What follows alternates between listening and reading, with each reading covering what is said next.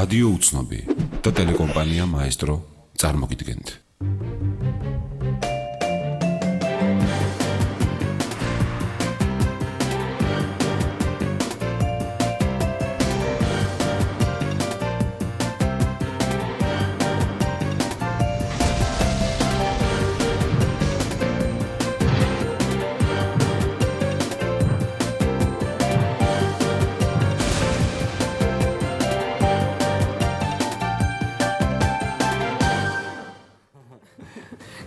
გამარჯობა ძვირფას ტელემაყურებელო, მე ვარ შალორამშვილი, ნათია მიქიაშვილი ჩემს გვერდით არის, აუცნებლად ქართულ ბანანზე. თქვენ უყურებთ გადაცემას, რომელსაც წარმოგიდგენთ რადიო უცნობი და ტელეკომპანია მაესტრო, გადაცემას ქვია სუბიექტური აზრი.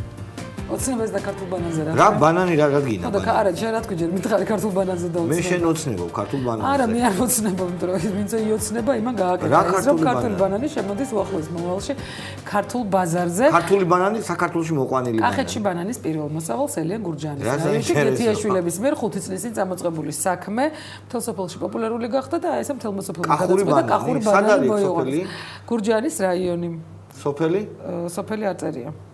არწერია სამწუხაროდ სოფელი. გურჯანის რაიონი როგორ შემოვიარ ახლა კამერები და კახური ბანანი როგორ უნდა ვნახო. გეთიაშვილების ოჯახია გამორიცხული ხელისუფლებას ესაბარი არ გამორჩება.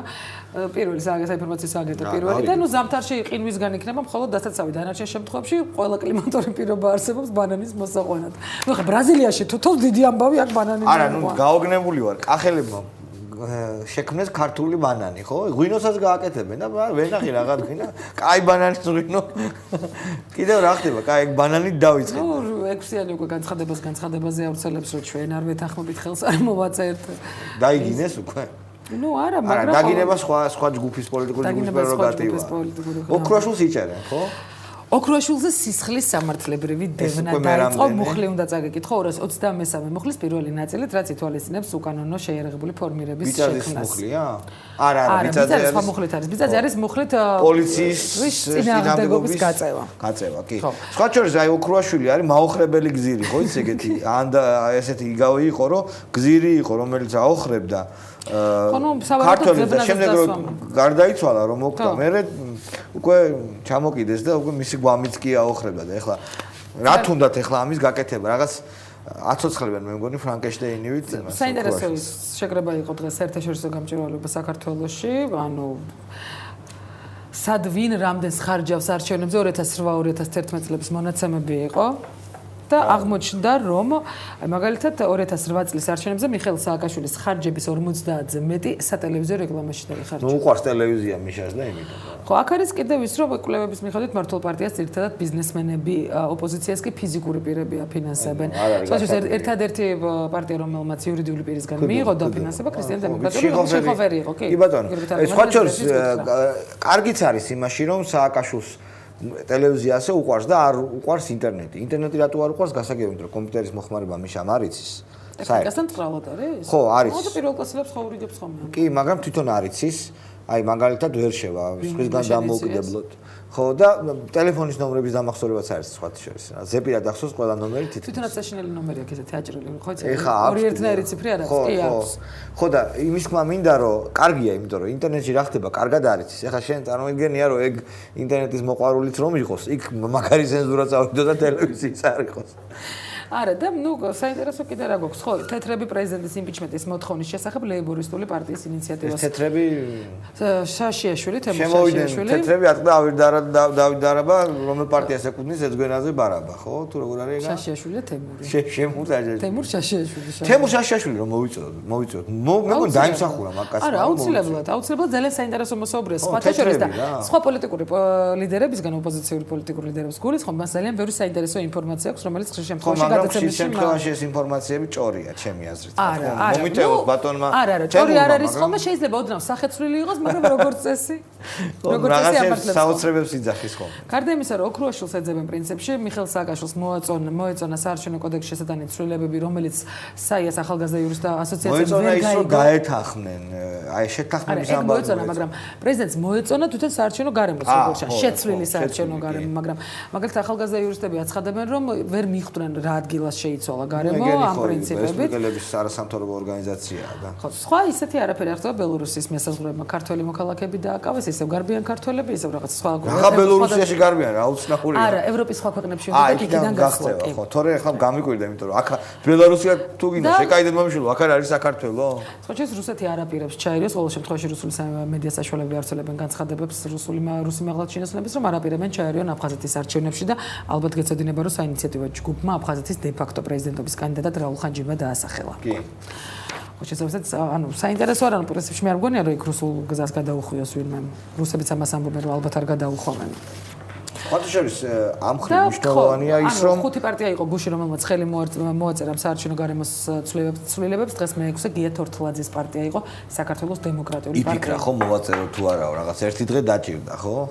არა შეინახეს ეთქვა მეორე დღეს ნიუსად. ხო რაღაცა ხო უნდა პროცესის ილუზია ხო უნდა შეიქნა. ზირთად ეს არის ანუ ზაფხულის სეზონი ჩემს ახალ ამბებზეც აისახება. ხო, ნუ ზვიად ძიძიგური ყავს ჩვენ სტუმრად, ტელემაყურებლებო, ხო ეს არის 6-იანის წევრი, რუიანის ყოფილი რუიანის და აწუკვე. არსებული 6-იანი. რუიანი გაუშვით დაშლილებში არის ესეთი ადგილი. ქუთაისის ქუჩაზე. ქუთაისის ქუჩაზე და დაიშალა რუიანი და გამოვიდა მოდერნიზებული 6-იანი და ის ორი ჩავაბარეთ. არ გადართოთ ზვიად ძიძიგურის საკუთარი სუბიექტური აზრი სულ რამდენიმე წუთში.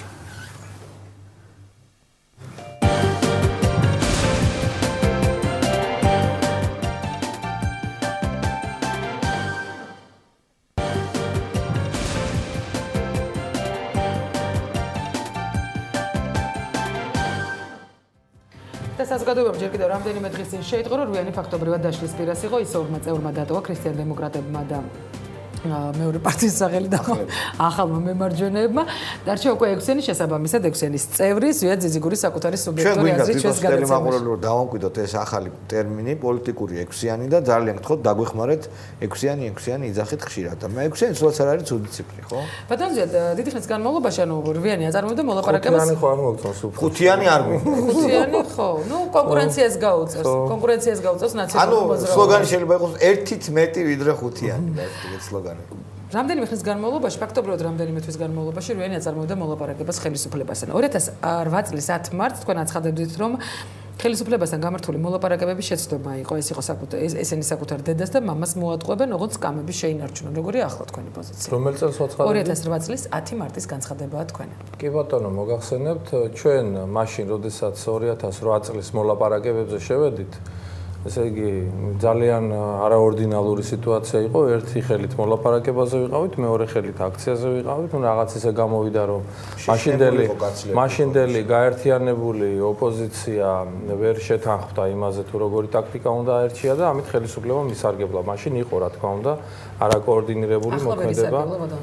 ეხლა რითი ისარგებლა? მოდი ვთქვათ, რა მოხდა. პოლიტიკურმა რვიანმა განაცხადა 1 წლის წინ, რომ ჩვენ შეგაცვლევინებთ კოდექსს.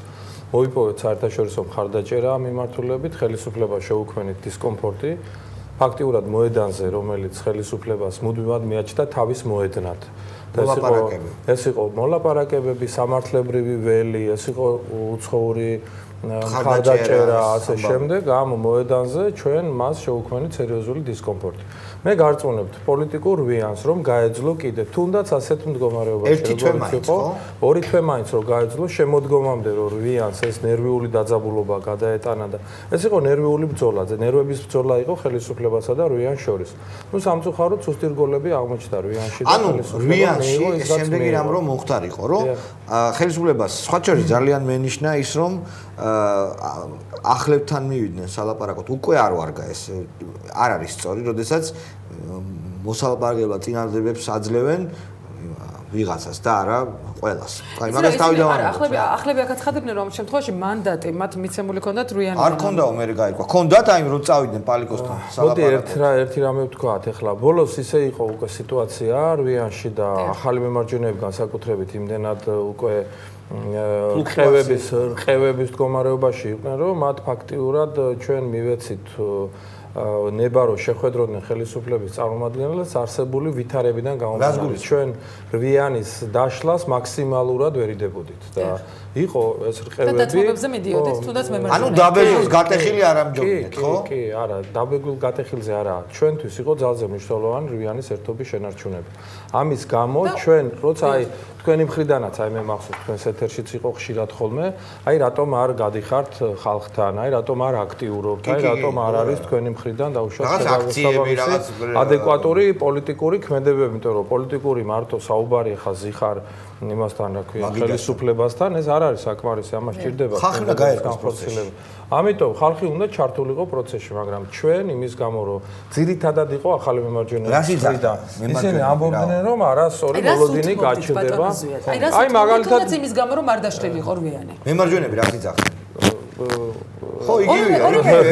აი შევაჯეროთ. ერთ და იგივე შეკითხვა. კი ბატონო, ერთ და იგივე შეკითხვა. სწორედ ამას გეუბნებით ახლა ის რომ ჩვენ ვიყავით აქტიურობის მომხრე პარტიათა დიდი ნაწილი რვიანში, მაგრამ იყო დაჟინებული მოთხოვნა ჩვენი ყოფილი კოლეგების მხრიდან რომ ეს აქტიურობა გააჩენდა რვიანის მიმართ არაადეკვატურ მოთხოვნებს, არაადეკვატურ დამოკიდებულებას, რომ ეს არის ერთი სუბიექტი, რომ მას ერთი ბრენდია, ასე ვთქვათ და აქედან გამომდინარე პასუხისმგებლობები იქნებოდა. ამის გამო ჩვენ ფაქტიურად უფრთხილდებოდით თავიდან ბოლომდე. მაგრამ ყველაზე მნიშვნელოვანი რაც იყო და რაც დაირღვა და რაც არის საწყენი. როცა რვიანი შეიკრიბა, მაშინ 8 არ იყო, მეტი იყო თავიდან, მაგრამ 8 პარტია დარჩა, რომელმაც თქვა, რომ ჩვენ ასეთი ტიპის პოლიტიკური პროცესი უნდა დავიწყოთ.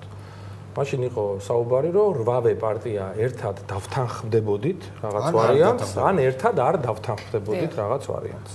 გუშინ გაირკვა ესეთი რამ, რომ ხელისუფლებისაგან მოიტანა წინადადებები კაციტაძემ, შემდეგ ამაზე რვიანმა, ჯერ კიდევ რვიანმა შეიმუშავა თავისი პოზიცია, თავის დამოკიდებულება და ამას არ დათანხმდა ორი პარტია, ისინი დათანხმდნენ ხელისუფლების შემოთავაზებას. მე ერთი რამ მინდა გკითხო. შეხვდა კაციტაძე ხელისუფლებას. მოვიდა შეხვედრიდან, აღწერა მინდა ამ სიტუაციის. დაჯექით და კაციტაძემ თქვა, რომ აი ეს წინადადებები და დააყოლა, რომ უნდა დავთანხმდეთ, თორე შანსი არ არის ყველაფერს დავკარგავთ. თორე ჩვენ წავალთ. ესე თქვა პირდაპირ. კი, ასე იყო. ანუ ფაქტობრივად ულტიმატუმი წაუყენა უკვე რვიანს კაციტაძე. ფაქტობრივად რვიანთან უკვე გარკვეული იყო სიტუაცია, რომ თუ თანხმობა არ იქნებოდა, რვიანის ფუნქცია ახლებს ამოწურულად მიაჩნდათ და ისინი აღარ ქრისტიან-დემოკრატებმა რა თქვეს? ქრისტიან-დემოკრატები გაცილებით უფრო უნდა ვთქვა კონსტრუქციულები და ისეთი ადეკვატურები იყვნენ მთელი ამ ხნის განმავლობაში. შეხვედრაზე, ეს შეხვედრა მაინტერესებს. მაგ შეხვედრაზე, უბრალოდ ბოლო შეხვედრაზე, როდესაც ქრისტიან-დემოკრატებმა ვერ მიიღეს გადაწყვეტილება, იმიტომ რომ იქ არ იყო გიორგი თარგამაძე, გავიდნენ გიორგი თარგამაძესთან მოსალაპარაკებლად, ჩვენ უნდა გაგვიგოთ დილით პასუხი ქრისტიან-დემოკრატების და დილით ტელეფონით გავიგეთ პასუხი, რომ ისინი უერთდებიან ახლებს. ახლებს არა, ხელისუფლებას. ხო, ხელისუფლების წინადადება. ხო, ახლებს მიზნს. აი ეს იყო დინამიკა მოვლენათა ასე განვითარდა. არ დაუყენებიათ. ახლებს მათ ულტიმატუმი არ დაუყენებიათ. მე მაქვს ասეთი განცდა არ ვიცი ეს რამდენად ობიექტურია. განცდა საინტერესოა უფრო ვიდრე ინფორმაცია. რომ თუკი ახალი მემარჯვენეები გაუძლებდნენ, ასე ვთქვათ. ისინი პირველები არ აღმოჩნდებოდნენ. ქრისტიან-დემოკრატები არ წავიდოდნენ. არ დათანხმდებოდნენ. ანუ ისინი არ აღმოჩნდებოდნენ პირველები. ეს ფაქტობრივად, თუნდაც რვიანის დაშლაზე. არ გამყრელიძე მე მახსოვს ჩვენ ეთერში ამბობდა რომ არ უნდა და კოლექტივში. არა, სხვათა შორის გამყრელიძეს არ უნდა და წინასაარჩევნო ბლოკი რახან არისო, არ მინდაო ეს აქტიურობა, მაგრამ შედეგები მინდაო საარჩევნო გარემოს გაუმჯობესებისო. რას ამბობს? ესე იგი ქრისტიან-დემოკრატები თუნდაც იმიტომ რომ მასზე არსებობს ეს ჭორი, რომ ისინი ვანოს პარტიას წარმოადგენენ, პირველნი არ გავიდოდნენ. მათთვის პოლიტიკურად სამგებიანი იქნებოდა, ხო?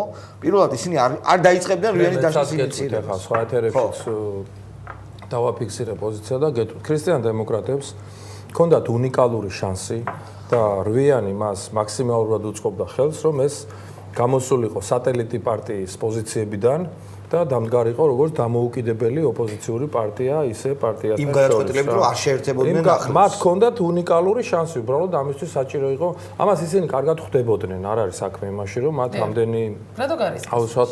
კი არ გარისკეს, ვერ გაუძლეს. ჩემის აზრით, ჩემის არა, მილიონი ლარი ამარ. მე მგონია ხელოვნურად აკავშირებთ. ნაკი არა მეთქი და მაინც ავითარებ.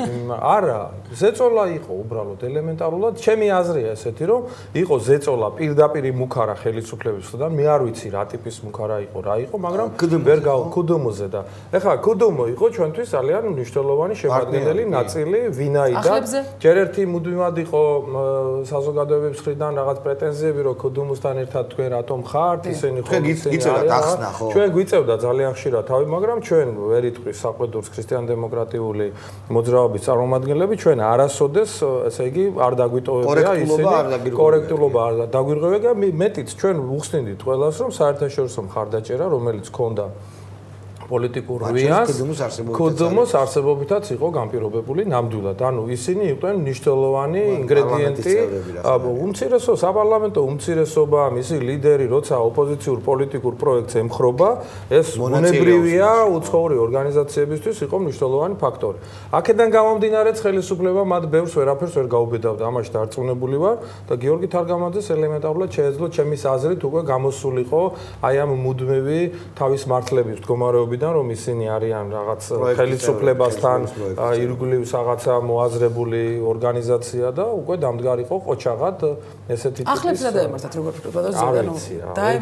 ვერ გეტყვი მაგრამ უკვე რამდენიმე თვეა რომ არის ფაქტიურად გატანჯული იყო რვიანში მუშაობა იმის გამო რომ მუდმივი იყო ხან მათი მხრიდან იყო და მე ამას ვაცხადებ ეს საზოგადოება უნდა იცოდეს ორ საკითხზე თუ არ იქნება ხელისუფლების მხრიდან ნაბიჯი გადმოდგმული ასეთ შემთხვევაში ჩვენ რვიამდე გავდივართ ეს იყო ახლების განცხადება თვეების განმავლობაში ეს ორი საკითხი იყო ერთი პროპორცია და მეორე ბიომეტრია პროპორცია რას გულისხმობს უბრალოდ გეტყვით ახლა იცით ამას ძალიან დიდი მნიშვნელობა აქვს მაჟორიტარულსა და არა მოდი გეტყვით რა მოდი ციფრებით გეტყვით 2008 წლის საპარლამენტო არჩევნებზე ხელისუფლებამ აიღო მილიონი ხმა კი ოპოზიციამ ჯამში აიღო 700,000 ხმა.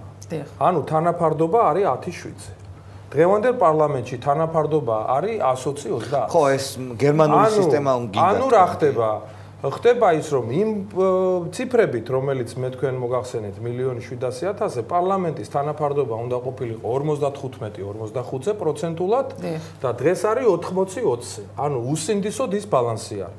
აი ამ დისბალანსის საწინააღმდეგო წასვლა ნიშნავდა იმას, რომ ესე იგი ხელისუფლებას არ ექნებოდა ფაქტიურად ხელისუფლება. ეს მაჟორიტარების ხარჯზია, ხო? ეს ერთი თემა, ეს მაჟორიტარების ხარჯზია. მეორე თემა ბიომეტრია. ახლა ზოგს გონია ეს ბიომეტრია რაღაც სატანისტური, რაღაცა დაგვნიშნავენ. არა, ხალხო, ჩვეულებრივი ამბავია, ბიომეტრიული მონაცემები ციის შედგენა რას გულისხმობს. 1,5 მილიონი კაცი არის საქართველოსთან წასული, მაგრამ ის ადამიანები არიან საქართველოს სიაში და ვერ შეედავები ხელისუფლებას, იმიტომ რომ ისინი ამბობენ, რომ ესენი არიან საქართველოს მოქალაქეები.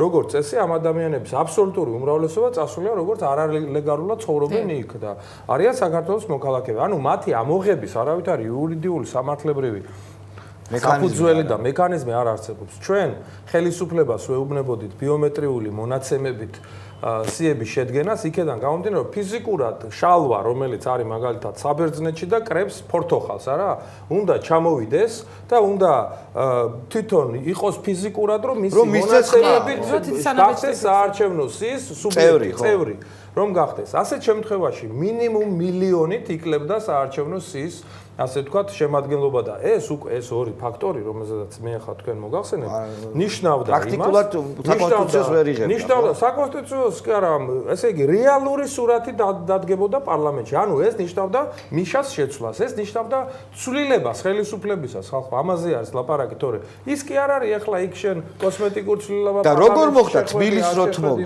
რო თმობდა ხელისუფლება თბილისის ბიომეტრიას თმობდა და ეხლა რო საერთოდ არა თმობს თბილისის ბიომეტრიის დათმობაში იყო ძალიან დიდი შმაკები ჩამალული, ანუ თბილისში ბიომეტრიულ სიაში რომ იქნებოდა ეს ადამიანი, შესაძლებელია კიდე ყოფილიყო რამდენიმე ადგილას. ანუ შავხრელს ტოვებდა ძალიან. შავხრელს ბიომეტრია უნდა გაკეთდეს ან ყველგან, ან არ უნდა გაკეთდეს მაშინ რა. ამიტომ ეს იყო ორი უმთავრესი პრინციპი და ამ პრინციპზე უარის თქმა ნიშნავდა იმას, რომ შენ უარს ამბობ ხელისუფლების შეცვლაზე და შენ აცხადებ თანხმობას, რომ რაღაცა წარმომადგენლობით შედიხარ პარლამენტში. ხა გასაგებია ეს ყველასთვის. შეიძლება საზოგადოებისთვის ახლა იყოს სრულიად სხვაგვარად ეს სურათი დანახული, მაგრამ შიგნით აი პოლიტიკური პარტიებისთვის, რომლებიც ვიყავით ამ პროცესში და ვართ ჩართულები ძალზე აქტიურად და სერიოზულად, ეს კონცეპტუალური სხვაობაა. ეხლა ხო დაგაკეთეთ. აი, რას აპირებთ? საინტერესოა ეს ექსიანი რას აპირებს? გეტყვით ახლა რას აპირებთ? რომ ვთქვა რომ არაფერი არ მომხდარა, ეხა არასერიოზული იქნება ნამდვილად. ხარდაჭერა მოგვაკლდება. ხარდაჭერაც მოგვაკლდება. ესე იგი, ხელისუფლებაც იმ დღეს პალიკო კუბლაშვილი, ესე იგი, ესეთი ბედნიერი გაბადრული სახე მას, ბედნიერი ღიმილიანი არ ქონია კარგა ხანია, იმიტომ რომ ბოლო პერიოდის განმავლობაში მას სააკაშვილი ურეკავდა და აგინებდა როგორც წესი იმის გამო რომ ვიცი. იმის გამო რომ მას ესე იგი არ ქონდა წარმატებები ამ მიმართულებით და ბოლოს პირიქით ესე იგი უკვე ეხმატყილებოდა და იყვნენ ბედნიერად ესე იგი ამიტომ პალიკო კუბლაშვილი იყო უბედნიერესი ადამიანი დედამიწის ზურგს. ეს ახლა ძნელია რომ ჩვენ ვამტკიცოთ ცით რომ არაფერი არ მოხდა. მოხდა რა თქმა უნდა, მაგრამ დამოკიდებული არის იმ პარტიების მარიფათზე, ვაჟკაცობაზე, აქტიურობაზე, როგორ მოახერხებენ ისინი ახლა ესე იგი პოლიტიკური სიტუაციის იმდენად გააქტიურებას, რომ 1.5 მილიონ ადამიანი, რომელიც არის საქართველოში ოპოზიციურად განწყობილი, უნდა მოვახერხოთ მათთან კომუნიკაცია. ეს როგორ მოხდება? ჩასვლით იქნება გაზეთების დარიგებით, ხელმოწერების შეგროვებით, სატელევიზიო გადაცემების რაღაცა უფრო კოორდინაცია როგორ წარმოგიდგენთ? ბატონ ზვიად, იგივე თუნდაც იმ პარტიებთან, რომლებიც არ არიან ახლა ექვსიანის შემადგენლობაში, თქვა, აქ არიან ნინო ბურჯანაძე არის ქართული პარტია, არის ცალკე აღებული ლევან გაჩეჩილაძე. ჩვენ ვამბობთ ერთ რამეს, მოდი ერთ რამეს შევთავაზოთ.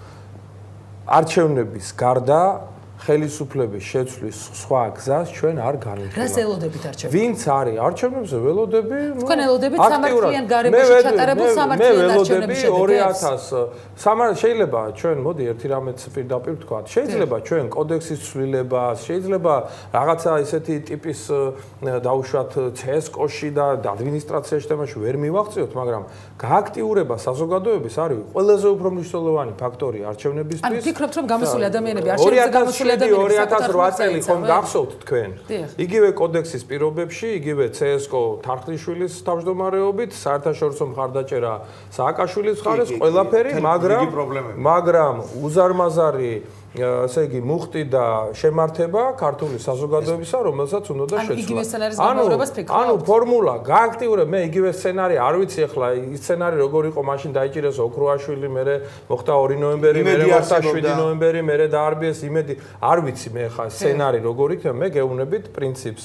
პრინციპი არის, ვინც არის ოპოზიციურად, ჯერ ერთი პირველი, რაც არის აუცილებლად გასაკეთებელი. ქვეყანაში უნდა არსებობდეს ერთი დომინანტი აზრი.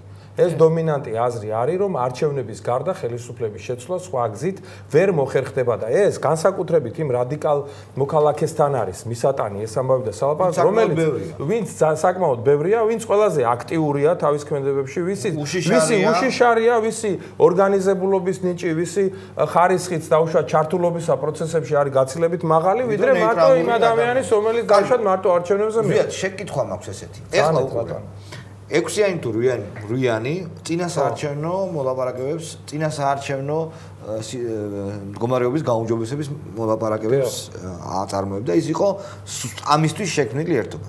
სხვა ტიპის ერთობა გინდათ ეხლა თქვენ 6 პარტია იქნება თუ 10.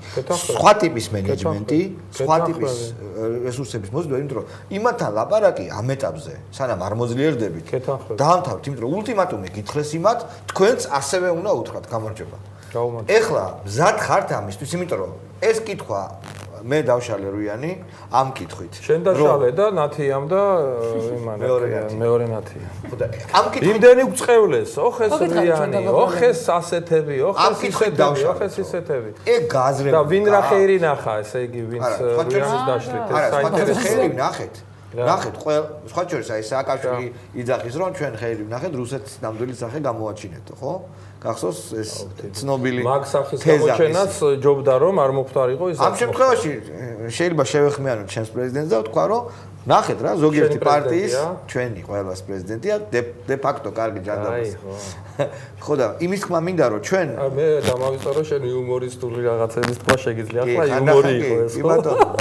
პრობლემა არ არის თუ იყოს იუმორი. ეგრე აგიხდეთ ყველაფერი თქვენ.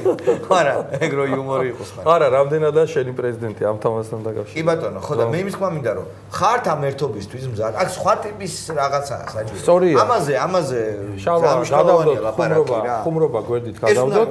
რა თქმა უნდა, უკვე საჭირო არის პოლიტიკური ერთობა.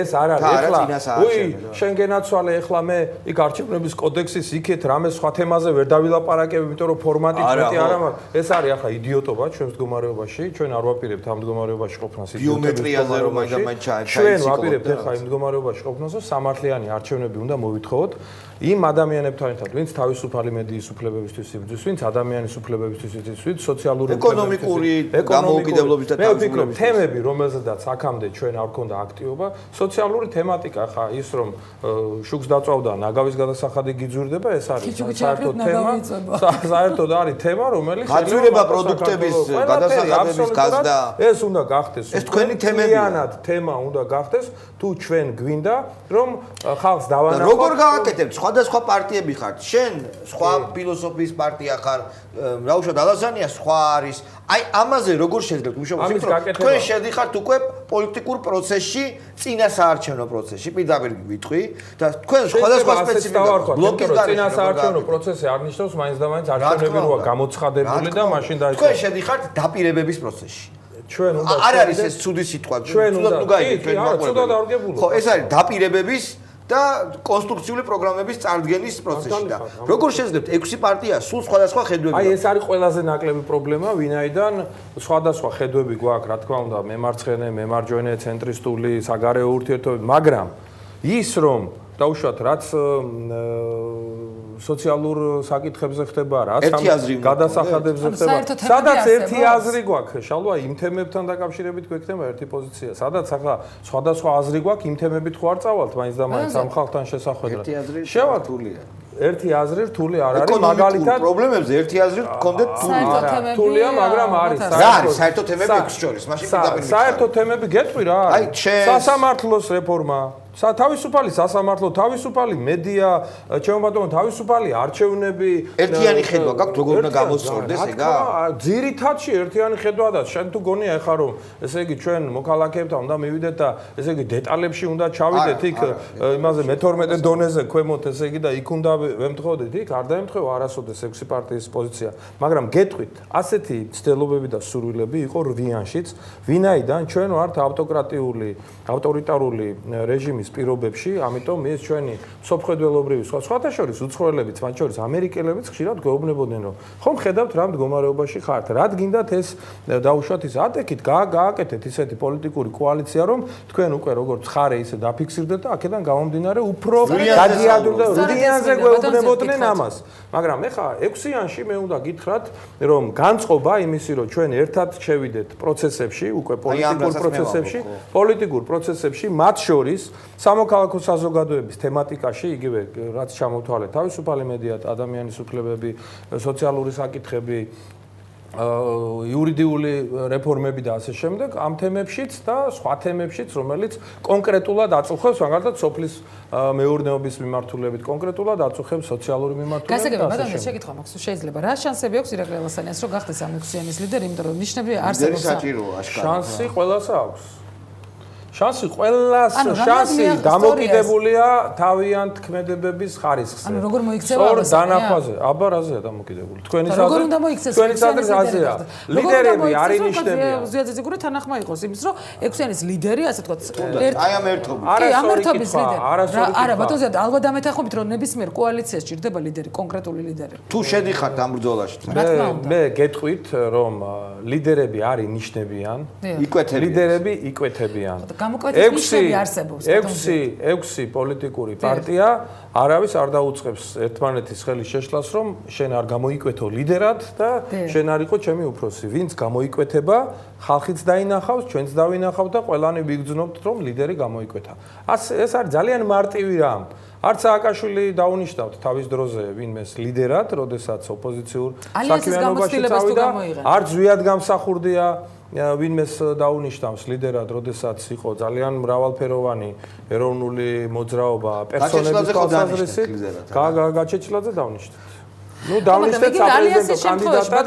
მოხდა ესეთი რა. ლიდერად დანიშნეთ რა. და მე რა.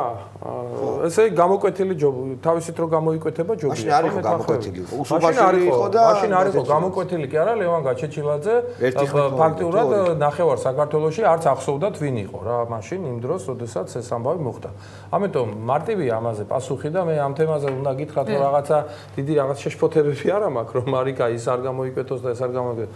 ღმერთმა ხელი მოუმართოს მოხარული ვიქნები რაც უფრო მაგ შენ გინდა რომ იჩალჩო ამაზე? მე მინდა რომ ვიაქტიურო იმ მიმართულებით რომ ამ და შენ იყო ლიდერი ამ 6-იანის. მე არასდროს ჩემი პატივმოყვარეობით თუ ამბიციით ვინმე არ შემიწუხებია ხო მაგრამ თუ იგრძნობ საქართველოს ჭირდება მე ვიგრძნობ ჩემი გამოცდილება ჩემი შესაძლებლობები სად არის საჭირო როგორ უნდა დაიხარჯოს და არ დავამატლი არც არავის და არც ჩემ თავს არც ანუ მაინდა-მაინც დიდი პრეტენზია არ აქვს მე არ ვარ პრეტენზიული კაცი ისედაც ბევრი რამ ვნახე ცხოვრებაში ბევრი გაჭირვება რომ კიდე რაღაცა ბევრი თავის ტეხვა მინდოდეს ახლა მაინც და მაინც ანუ ლიდერობას არ ისურვებდით ალიანსის მე გეტყვით ახლა თქვენ ესე იგი ჩაატარეთ აქ გამორიცხვის ამბები და ისა გეუბნებით ლიდერი იკვეთება თავის გამოიკვეთება არ არის ეს თემა რომელიც დაუშვათ რაღაცა მაგრამ მირაკლი ალასანი ერთხელ იყო უკვე ერთ-ერთ ალიანსში მემარჯვენეებთან და რესპუბლიკელებთან ერთად ამ ალიანსის ისტორია დამთავრდა სულ რაღაც თვე ნახევარში ახლა ესე იგი თქვენ აგებ თეორიას რომ სავარაუდოდ შეიძლება ილაკლი ალასანია გამოიკვეთოს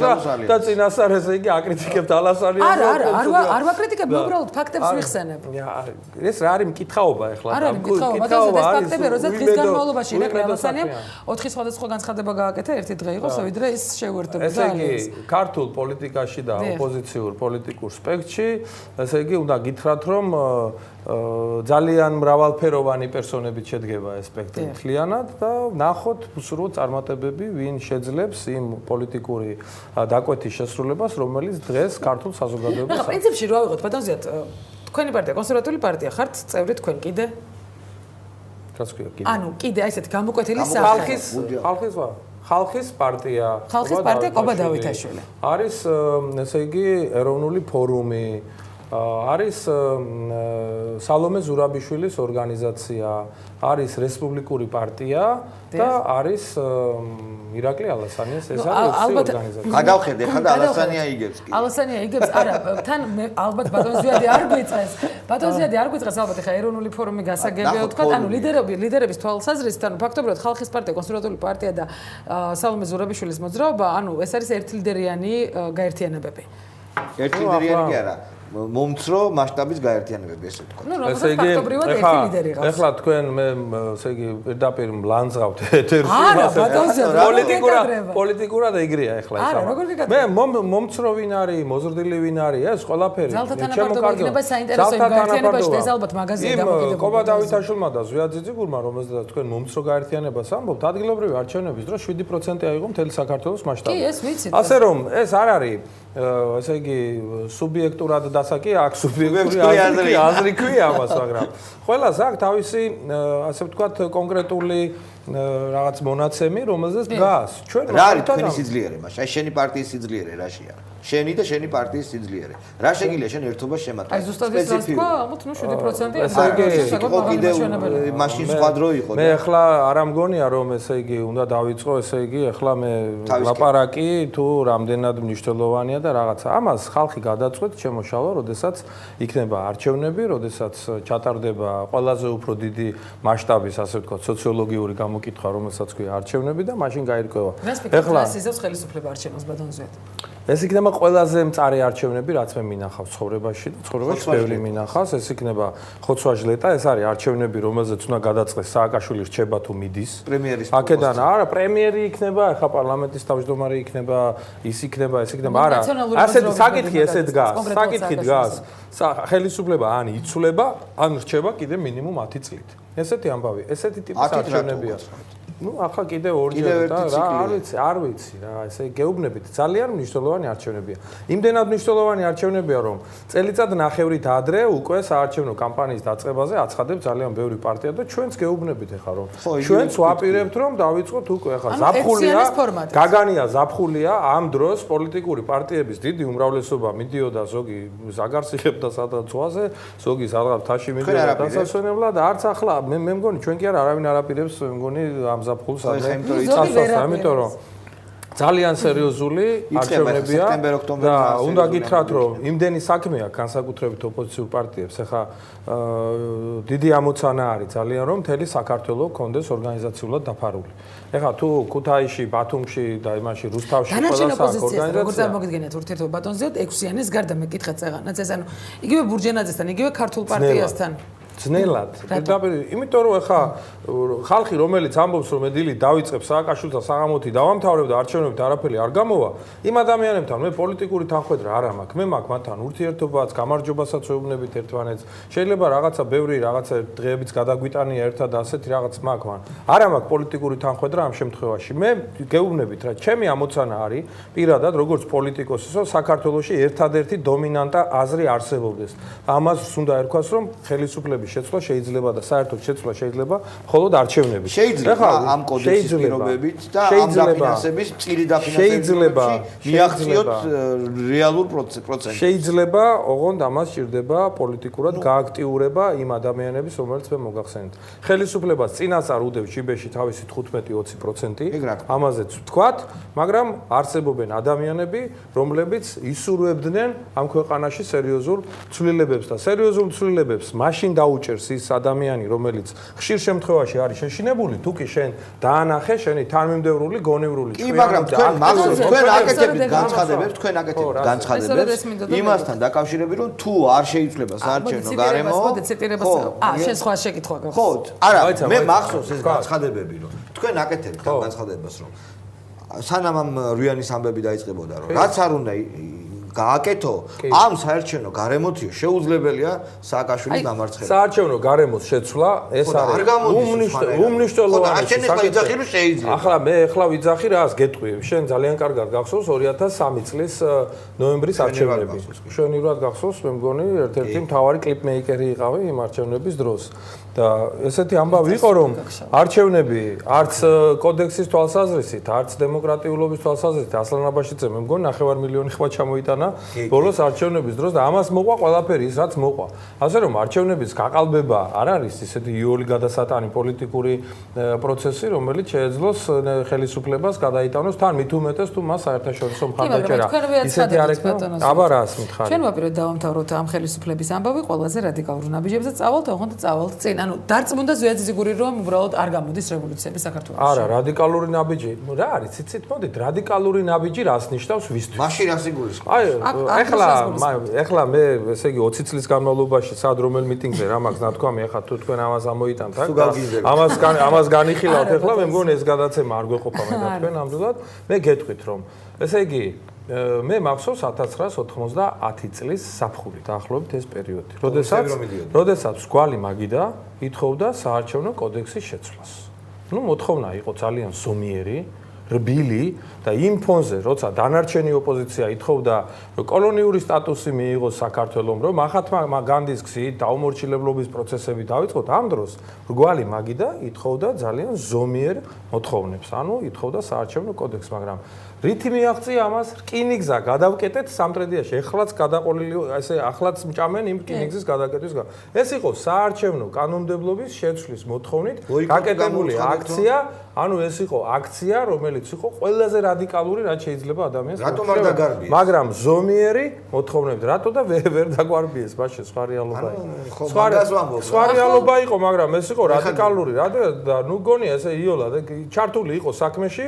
ბაკატინი იყო თუ არ ვცდები მაშინ შინაგან საქმეთა მინისტრი და რუსის ჯარმა სამჯერ ჩამოიარა იმ აქციის მიდამოებში ჩვენს დასაშინებლად. ეხლა ეს იოლი საქმე არ იყო და სერიოზული გარისკვა და გაბედვა ჭირდებოდა მაგას და ამ რისკზე მაშინ წავიდა რგვალი მაგიდა მთლიანად. ანუ ზომიერი მოთხოვნების მიღწევა რადიკალური ხერხებით მე მიმაჩნია გაცილებით უფრო ჭკვიანურია ვიდრე გამოაცხადო რომ ესე იგი მე დილით ახლა დავიწყებ და საღამოთი დავამთავრებ ხელისუფლებას და მე თბილისში ჩამოსვლის შეგეშინდეს. არა ეს ორი სხვადასხვა რამეა რა. რადიკალური ქმედება ზომიერ მოთხოვნაზე ეს გაცილებით უფრო ჭკვიანური პოლიტიკური საქციელია ვიდრე რადიკალურ მოთხოვნაზე გამოიყურებოდა როგორც ბამბა და აბრეშუმი. აი ესე არის ეს ამბავი. ასაგებია, ღმერთმა ხელი მოგიმართოთ. თქვენც ასევე. რიანი ხო დაშალეთ, ეხლა ვნახოთ კიდე რას გააფუჭებს. ისე არ გვეკუთვნით მილიონი ლარი ხელისუფლებისგან. ნაციონალურ მოძრაობას ჯადუ აქვს და ვერ